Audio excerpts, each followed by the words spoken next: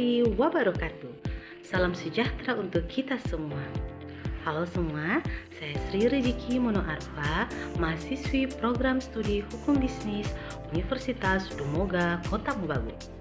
Di video ini saya ingin mengajak teman-teman menelaah dan membandingkan tentang perubahan besar dalam hukum acara pidana kita, khususnya perbandingan antara KUHP lama dengan rancangan KUHP atau RKUHP yang sedang dibahas pemerintah saat ini. Yang pertama, perbedaan KUHP lama dan RKUHP saat ini. KUHP lama yang kita kenal sebagai Undang-Undang Nomor 8 Tahun 1981 sudah berjalan lebih dari 40 tahun. Ia menjadi dasar proses peradilan pidana di Indonesia. Tapi zaman berubah dan kebutuhan hukum pun ikut berubah. RKUHP hadir sebagai upaya pembaruan. Salah satu perbedaan mencolok adalah perluasan objek pra-peradilan, penegasan soal perlindungan terhadap korban, serta upaya menghadirkan diversi dan restoratif justice. Selain itu, RKUHP juga mulai membatasi masa penahanan yang lebih manusiawi, menambahkan hak-hak tersangka, dan mencoba mengatur ulang peran antara penyidik, penuntut umum, dan hakim agar lebih seimbang. Nah, dalam rancangan Kitab Undang-Undang Hukum Acara Pidana terbaru, ada beberapa perbedaan mencolok. Hak tersangka untuk didampingi pengacara diperkuat bahkan sejak penyelidikan. Penyadapan dan pemeriksaan elektronik diatur lebih tegas dan membutuhkan izin pengadilan. Namun, saya mencatat satu hal penting. Jika dalam KUHP lama, proses banyak berpihak pada negara melalui jaksa dan polisi, maka RKUHP mencoba sedikit memberi ruang lebih kepada tersangka dan korban untuk diperlakukan setara di mata hukum. Akan tetapi, meskipun perubahan itu ada, belum tentu semua perubahan berarti kemajuan. Yang kedua, apakah RKUHP sudah melindungi hak asasi manusia berdasarkan prinsip due process of law? Di atas kertas, RKUHP memang tampak lebih menjamin hak asasi manusia. Ada prinsip praduga tak bersalah, ada batasan penahanan, bahkan penguatan pada hak mendapat penasihat hukum. Tapi mari kita lihat lebih dalam. The process of law bukan hanya prosedur hukum, tapi juga perlindungan dari kesewenang-wenangan. Dalam praktiknya, kita masih melihat ruang kosong, misalnya pengawasan terhadap penyidik dan penuntut umum masih lemah.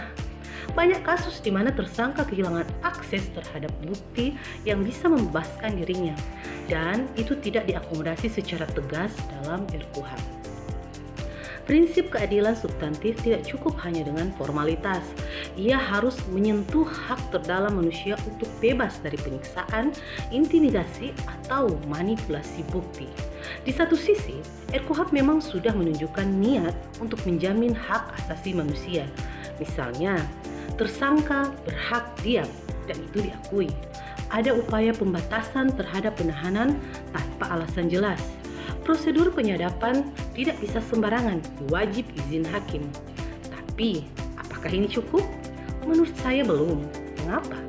Karena dalam draft RKUHP masih ada celah abu-abu, seperti penambahan kewenangan penyidik tanpa penguasaan ketat.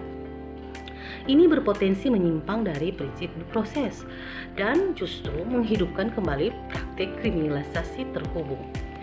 3. Kelebihan dan kekurangan RKUHP saat ini. RKUHP memang membawa sejumlah kelebihan.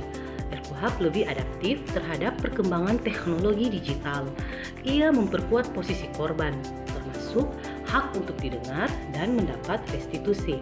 Mendorong alternatif penyelesaian perkara seperti restoratif justice yang lebih berorientasi pada pemulihan, bukan sekedar menghukum. Mencoba menata ulang fungsi penyidikan dan penuntutan agar tidak tumpang tindih. Tapi, kekurangannya pun tak kalah serius. Keterangan terdakwa masih dianggap alat bukti. Ini problematis karena bisa membuka ruang penyiksaan demi mengejar pengakuan. Keterangan saksi tidak langsung yang tidak melihat, mendengar, atau mengalami peristiwa tetap dimasukkan sebagai alat bukti. Ini justru melemahkan akurasi pembuktian dalam sistem pidana kita. Dalam pasal 1 angka 27 KUHP, saksi didefinisikan sebagai orang yang memberikan keterangan berdasarkan apa yang ia lihat, dengar, dan alami sendiri. Namun, dalam praktek, keterangan dari saksi tidak langsung yang hanya mendengar dari orang lain masih sering dipakai di persidangan. Ini dikenal sebagai hearsay. Penggunaan hearsay evidence dianggap tidak ideal karena rawan penyimpangan dan bertentangan dengan prinsip pembuktian pidana. Sayangnya, RKUHP belum mengatur secara tegas larangan terhadap hearsay, sehingga ada kekhawatiran ruang penyalahgunaan dalam proses pembuktian tetap terbuka. Pengawasan eksternal terhadap aparat penegak hukum masih lemah, padahal ini penting agar tidak terjadi penyalahgunaan wewenang. Ruang lingkup pra-peradilan memang diperluas, tapi masih bersifat tertutup dan limitatif. Artinya, hanya objek-objek yang disebut dalam undang-undang saja yang bisa diuji. Ini membuat hakim tidak leluasa melakukan penafsiran hukum secara progresif. Kita pernah melihat bagaimana Hakim Sarpin mencoba memperluas ruang pra-peradilan sebelum putusan Mahkamah Konstitusi. Tapi pendekatan seperti ini kerap ditolak karena belum disebut secara eksplisit dalam undang-undang. Selain itu, pra-peradilan hanya berlaku sebelum sidang pengadilan dimulai. Nah, bagaimana dengan penyimpangan serius yang terjadi selama persidangan? Misalnya, ketika jaksa atau penyidik sengaja tidak menghadirkan alat bukti yang meringankan, atau saat terjadi intimidasi oleh oknum penegak hukum terhadap saksi atau terdakwa. Meski KUHP dan RKUHP telah mengadopsi mekanisme pra-peradilan untuk menguji keabsahan penangkapan dan penahanan, cakupannya masih terbatas. Dalam sistem hukum common law, dikenal prinsip habeas corpus yang memungkinkan warga untuk menantang secara luas segala bentuk penyimpangan dan dalam penahanan. Bahkan hingga proses persidangan, Indonesia memang tidak secara formal mengadopsi prinsip ini. Tetapi semangatnya dapat menjadi inspirasi agar sistem pra-peradilan di RKUHP lebih terbuka dan progresif dalam melindungi hak asasi manusia. Pesan untuk pembuat undang-undang. Kepada para pembuat undang-undang, izinkan kami berbicara sebagai generasi yang akan mewarisi sistem hukum. Jangan hanya sekedar mengganti teks hukum. Reformasi hukum bukan hanya soal redaksi pasal, tapi soal keberanian moral. Jadikan RKUHP bukan sebagai alat kekuasaan, tetapi sebagai perisai bagi rakyat. Pertimbangkan suara masyarakat sipil, akademisi, dan korban-korban kriminalisasi. Dengarkan pendapat dari luar gedung parlemen, karena undang-undang yang baik bukan yang disahkan cepat, tapi yang tumbuh dari nurani keadilan. RKUHP harus menjadi jembatan antara hukum dan keadilan. Jangan ada lagi ruang bagi penyiksaan, pengakuan palsu, atau pengadilan yang dibajak kekuasaan. Jangan biarkan pra-peradilan jadi simbol saja. Jadikan ia alat pengontrol kekuasaan penegak hukum.